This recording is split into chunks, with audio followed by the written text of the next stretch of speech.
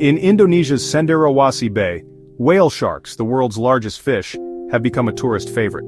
But researchers are sounding the alarm. Many of these gentle giants carry visible scars from human contact. Peer-reviewed studies reveal injuries from boat propellers, fishing gear, and even close-up feeding practices meant to attract them for tourists.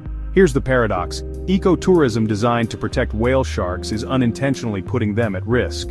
Boats crowd too close, hand-feeding disrupts natural behavior, and the scars are starting to tell the story. Scientists say these wounds don't mean immediate decline, but warn that long-term stress could threaten populations over time.